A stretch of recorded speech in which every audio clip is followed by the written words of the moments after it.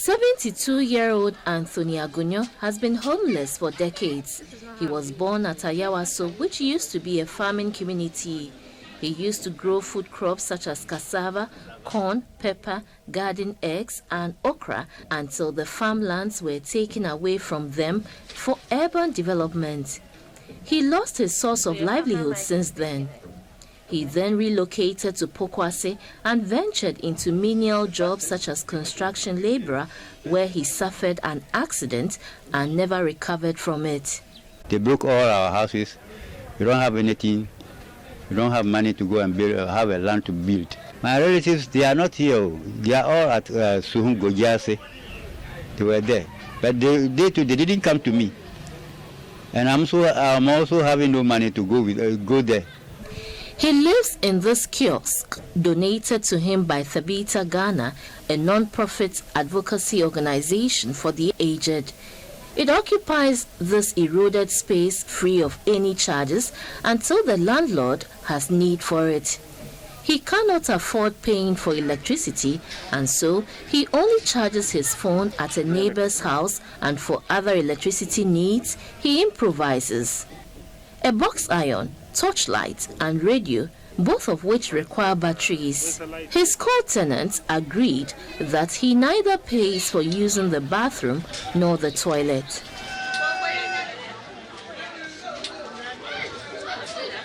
He says the metal spring in his bed makes it uncomfortable to lie on, but he has no choice. On a good day, he's able to afford 2 meals a day, and on some days, he starves. He usually cooks by himself, but when he runs out of groceries, gari, or Lagos coffee, as he terms it, becomes his solace. The last time he got any support from the assembly, presumably to be the Livelihood Empowerment Against Poverty, LEAP, was in 2018. In 2019, he received this mail from a group of philanthropists, but has since not made any income from it. Since 2020 till date, when the country was hit by COVID-19, times have been tough. He only has 2 reusable nose masks and a tiny bottle of sanitizer. In COVID, I suffered too much because I would suffer and beg to have something from somebody before I used to chop. Before parting ways, he made some staggering revelations. Sometimes the rain comes inside the room. So when it happens like that, what do you do? Because I just sit down on the chair, plastic chair. Then when it is finished, then I prepare myself and I sleep. So do you have any protective clothes, like No. something to keep you warm? Nevertheless, nothing. Only this ordinary my shirt. Meet 83-year-old Samuel Matekole, alias Ejawele. He is a former staff of the defunct State Fishing Corporation and a seaman. The father of one and a divorcee disclosed that his son has abandoned him because of disagreements. He does all his chores himself.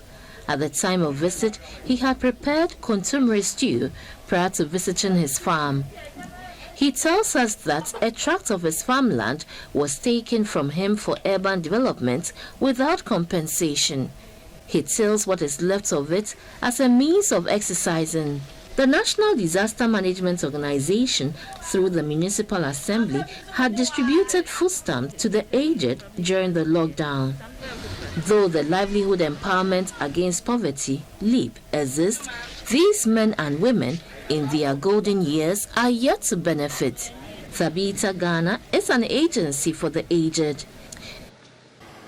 A lot of my clients have been registered, but they were all disqualified. When I wanted to find out, they told me that the processes of selecting who is a needy person is not done by social welfare. The eligibility criteria we don't know. But what I learned from the social welfare people is that they have certain questions that technically knock out most of the people. Yet, there seems to be a justifiable reason.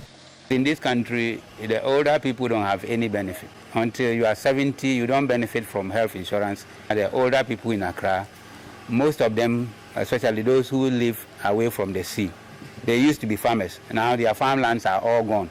And so if he has a room but does not have food, no livelihood. His farmland is gone. His children are sometimes dead or some are far away from him. And you are using a room or a television as a basis for qualification, then of course those people will die of hunger and sometimes sickness. These old men and women want the criteria for selection reviewed and a percentage of the LEAP funding allocated to them, since there seem not to be any government-backed benefits for the elderly in the country.